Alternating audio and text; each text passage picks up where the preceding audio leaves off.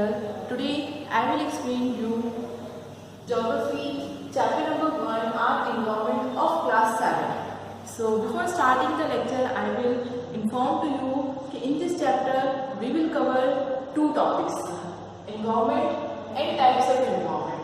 So let's start from the environment. What is environment? Surrounding or conditions within which an individual or organism exists is termed as environment, which means कि हमारे आसपास के surrounding natures में जो चीज़ें हैं, जो इंडिविजुअल चीज़ें एग्जिस्ट कर रही हैं, सर्वाइव कर रही हैं, उसे हम एनवायरनमेंट कहते हैं. जैसे प्लांट्स हमारा एनवायरनमेंट में आता है, ह्यूमन लाइफ, एनिमल लाइफ, उसके अलावा जो भी नॉन लिविंग थिंग्स हैं, रिवर्स है, वाटर, सॉइल है, माउंटेन्स है, all these are part of environment. Clear? Now, environment are the combination of two components: natural environment and human environment. Natural environment are those environment which are obtained from the nature. ठीक है? It also divided into two parts: biotic and abiotic. Biotic, which means all living beings are exist here. इसमें सारे living beings आ जाते हैं. For example, plant, animals and humans. हमारे environment जितने भी living beings हैं, जो सांस ले रहे हैं, जो सर्वाइव कर रहे हैं, वो हमारे बायोटिक एनवायरनमेंट का पार्ट होते हैं. ठीक है? और हमारे नेचुरल एनवायरनमेंट में जो सेकंड कंपोनेंट है वो है एबायोटिक का. एबायोटिक में हमारे आ जाते हैं नॉन लिविंग थिंग्स.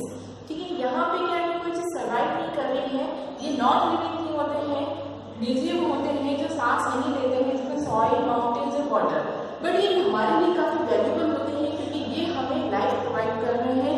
हमारे सर्वाइवल करने का एक उद्देश्य, जीवन यापन करने का उद्देश्य हमें ये प्रोवाइड कर रहे हैं. तो एबायोटिक जो होते हैं वो नॉन लिविंग थिंग्स होते हैं. ठीक है? नेचुरल एनवायरनमेंट्स जो होता है उनके टू कंपोनेंट्स होते हैं. ठीक है? अब यहाँ मैं आपको क्लियर करने वाली हूँ, जो हमारा नेचुरल एनवायरनमेंट है वो नेचुरल एनवायरनमेंट में हमारा लैंड, एयर और वाटर भी आता है. ठीक है?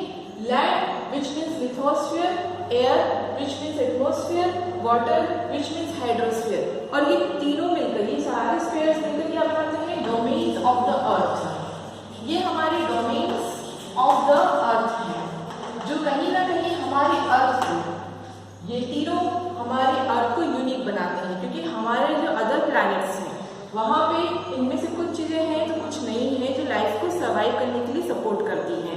क्लियर? तो लिथोस्फीयर, हाइड्रोस्फीयर और एटमॉस्फेयर ये हमारे मेजर डोमेन्स है हमारे अर्थ के. One by one I will explain to you land. Land which means lithosphere. Lithosphere जो है हमारा अर्थ का लैंड सरफेस है और ये रॉक से मिलकर बना हुआ होता है. It has also 3 parts. इसके भी 3 पार्ट्स होते हैं: क्रस्ट, मैंटल एंड कोर. मतलब हमारा जो लिथोस्फीयर है वो 3 पार्ट से मिलकर बना हुआ होता है: crust, mantle and core. Crust जो है अपर मोस्ट लेयर होती है जहाँ पे रॉक्स के साथ में क्वांटिटी होती है सॉइल की भी, और सॉइल जो होता है वो सपोर्ट करता है प्लांट लाइफ को. ठीक है? सेकेंड लेयर होती है हमारी mental layer. Clear? Mental layer जो होती है यहाँ पे रॉक्स की क्वांटिटीज बहुत ज्यादा होती है. देन फिर जो हमारी थर्ड लेयर होती है वो होती है कोर, जहाँ का टेम्परेचर बहुत ज्यादा हाई होता है और यहाँ पे आपको बेड रॉक और वेदर रॉक की क्वांटिटी ज्यादा मिलती है. अच्छा, हमारे जो रॉक्स हैं ये काफी इंपॉर्टेंट भी होते हैं क्योंकि ये सिर्फ प्लांट लाइफ पे सपोर्ट नहीं कर रहे हैं, ह्यूमन लाइफ या एनिमल लाइफ पे सपोर्ट नहीं कर रहे हैं, ये हमें बहुत सारे मेटल्स और मिनरल्स भी प्रोवाइड करते हैं. फिर नेक्स्ट हमारा आता है हाइड्रोस्फीयर. हाइड्रोस्फीयर हम उस पोर्शन को कहते हैं जहाँ बहुत ज्यादा लार्ज क्वांटिटीज में हमारा वाटर होता है. For example oceans, rivers, seas, lakes, ponds etcetera. हमारी अर्थ पे जहाँ जहाँ वाटर पाया जाता है वो पूरा पोर्शन हमारा हाइड्रोस्फीयर कहलाता है. अंडरस्टैंड? देन फिर आता है थर्ड हमारा एटमॉस्फेयर. क्लियर? एटमॉस्फेयर जो है हमारा, आपने देखा होगा कि ये हमारी अर्थ है. ठीक है? और हमारी अर्थ के आसपास लेयर्स बनी हुई है एटमॉस्फेयर की. मतलब यहाँ पर डिफरेंट गैसेस पाई जाती हैं, गैसेस का मिक्सचर है यहाँ पर. तो ये गैसेस जो है, डिफरेंट गैसेस जो है मिलकर हमारा एटमॉस्फेयर बना रही है. हमारी अर्थ के अंदर ग्रेविटेशनल पुल है जो इस एटमॉस्फेयर को होल्ड करके रखा हुआ है. यहाँ पे डिफरेंट टाइप्स की गैसेस आपको मिलेंगी. ऑक्सीजन है, नाइट्रोजन है, कार्बन डाइऑक्साइड है, किसी की बहुत ज़्यादा क्वांटिटी है, किसी की बहुत कम क्वांटिटी. इसके अलावा यहाँ पे ओजोन लेयर भी पाई जाती है जो कि मोस्ट इंपॉर्टेंट लेयर है which protect us from the ultra violet rays of the sun. और उससे हमें ये कोई बीमारी नहीं होने देती है। तो all these three are most important spheres of our earth. और जहाँ पे इन तीनों का इंटरेक्शन होता है, आप देखिए इन तीनों का इंटरेक्शन कहाँ हो रहा है, यहाँ हो रहा है, इन तीनों का इंटरेक्शन यहाँ हो रहा है। तो यहाँ पे एक और स्पेयर बनता है that is known as biosphere, which is the most important domain और sphere of the earth. Biosphere वह प्लेस है जहाँ पे लैंड, एयर, वाटर तीनों का इंटरेक्शन होता है, और जहाँ तीनों का इंटरेक्शन होता है मतलब वहाँ पे लाइफ सरवाइव करना इजी है।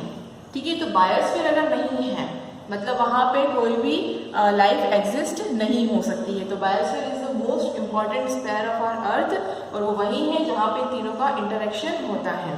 क्लियर। और ये बायोस्फीयर हमारा जनरली वह स्पेयर है जहाँ पे इंटर रिलेशनशिप या इंटरेक्शन होता है एक लिविंग बीइंग का दूसरे लिविंग बीइंग से भी, मतलब यहाँ पे हमारा इकोसिस्टम बनता है बायोस्फीयर में, और वो उस इकोसिस्टम में अगर आप देखोगे तो प्लांट लाइफ एनिमल लाइफ पे डिपेंड है, एनिमल लाइफ प्लांट पे डिपेंड है, कहीं ना कहीं ह्यूमंस प्लांट पे डिपेंड है, या फिर एनिमल्स पे डिपेंड है अपने सर्वाइवल के लिए। तो एक इकोसिस्टम जो है हमारा इस बायोस्फीयर में बन रहा है। बायोस्फीयर में आपको डिफरेंट इकोसिस्टम्स देखने को मिलेंगे, जैसे land ecosystem, pond ecosystem, ocean ecosystem, forest ecosystem, desert ecosystem etcetera. इतने सारे इकोसिस्टम्स यहाँ पे आपको देखने को मिलेंगे। तो जब मैंने आप लोगों को यहाँ पे domains of the earth explain करा है, ये जो है हमारा नेचुरल इन्वायरमेंट का पार्ट है, मतलब ये हमें नेचर के थ्रू मिला हुआ है, जिसकी वजह से हम यहाँ पे सर्वाइव करना हमारे लिए बहुत ईजी है। Now second is human environment. Human environment generally वहाँ एनवायरमेंट है जहाँ पे ह्यूमन सर्वाइव कर रहा है और अपनी नीड्स को पूरा करने के लिए वो नेचुरल इन्वायरमेंट का यूज करके उसे मॉडिफाई कर रहा है और उसे एक इंस्टीट्यूशंस में डेवलप कर रहा है टेक्नोलॉजी की हेल्प से।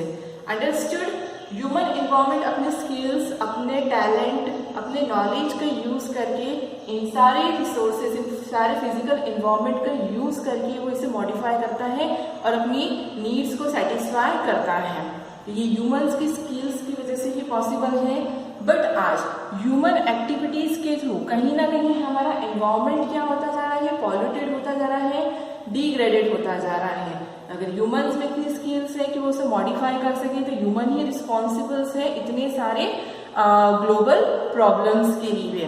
हमें ये सारी ग्लोबल प्रॉब्लम्स रोकने के लिए सस्टेनेबल डेवलपमेंट अपनाना चाहिए। हमें ऐसा प्लान करना चाहिए कि सस्टेनेबल डेवलपमेंट्स के थ्रू हम हमारे एनवायरनमेंट को क्या कर सके, सिक्योर कर सके, प्रोटेक्ट कर सके। कैसे कर सके, तो हमें अपनी नीड्स को पूरा करने के लिए हमें सिर्फ उतनी ही एनवायरनमेंट के रिसोर्सेज को यूज करना चाहिए जितनी ज़रूरत है, और आने वाली फ्यूचर जनरेशन्स के लिए भी हमें उसे क्या करना चाहिए, सिक्योर करना चाहिए।